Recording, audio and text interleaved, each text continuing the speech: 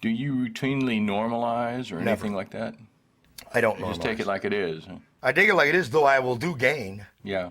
You know what I mean? If something is like at minus 20 and and I can't adjust something, I can't hit a compressor or something like that with it. I'll gain it. Yeah. Yeah. Using the gain setting, Using the gain setting where I just the gain just the feature. gain feature. I will look at and see how high it is, and I'll say, okay, I got to put 9 dB on this. Is minus 15, say, and I'll put 9 on there and use it. Uh-huh. Guys, well, the gain makes it sound different. What do you think moving the fader up 6 dB does? I mean, it all makes it sound different. This is digital. It even sounds different on this stuff here. The guys just didn't know to complain enough. It's just complaints. That's what it's all about. What are your favorite plugins that you use all the time, that you use a lot? Well, I tell you, I am a big McDSP plugin EQ guy, and I'm a big Waves guy.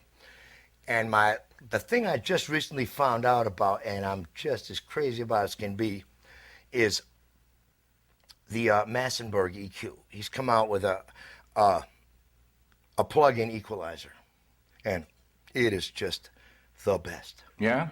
What's so good about it?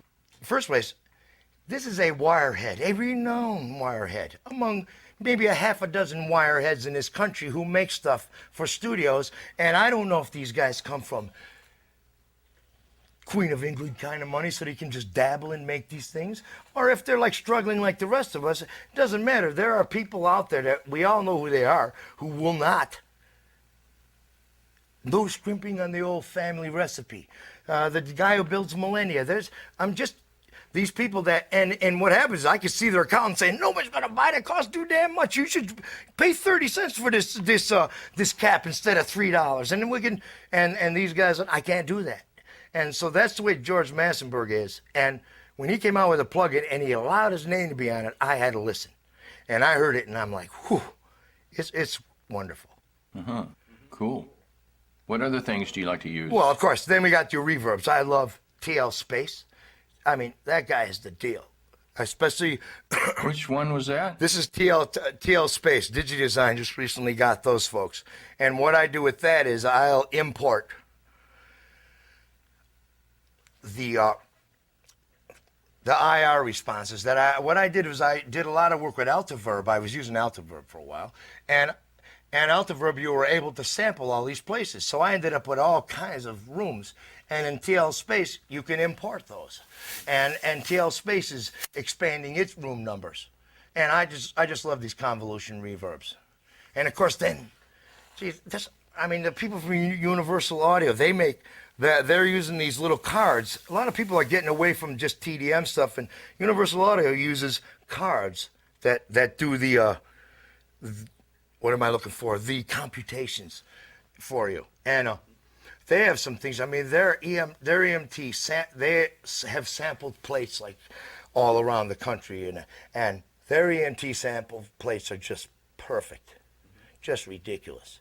And then they have this. They just came out with a 5-band multi unit, and it's like a 5-band multi. It can be 5 bands of compression, 2 bands of compression, and 2 bands of expansion, and all kinds of stuff that is there. There's nothing that's made in hardware that is anything like this.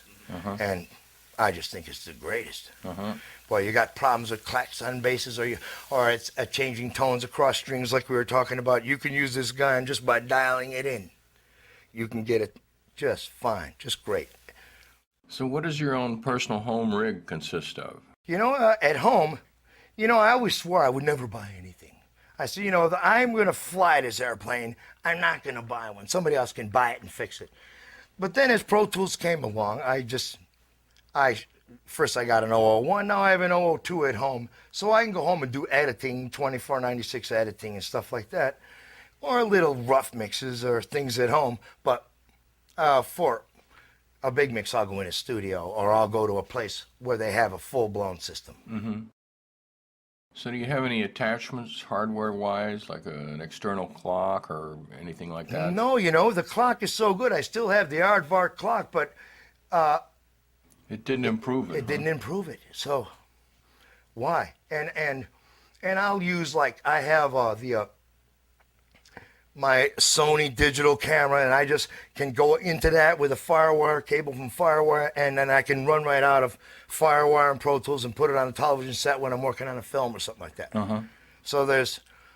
So having it at home, I mean, I think I'd go crazy if I didn't have it at home now. And it's really funny because you would like, all right, we're gonna get some studio time. You would never do anything that had anything to do with recording unless you were in the studio. And now you can keep your skills up, build them up, work them up. It's just a wonderful thing. Yeah. I just love the new age.